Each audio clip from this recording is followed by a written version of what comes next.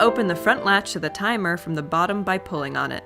There will be a key slot to fit a small object such as a paperclip. To set timer, first press and hold the clock button during the setup. Press the hour key to adjust hours. Press the time key to adjust the minutes. Press day key to advance the day. Release the clock button after you have programmed it to store the same time of day.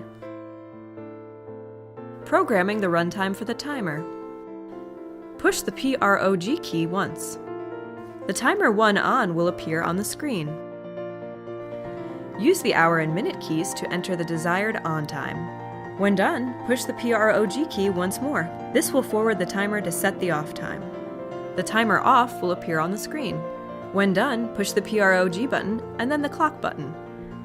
Close the door when programming and you are complete.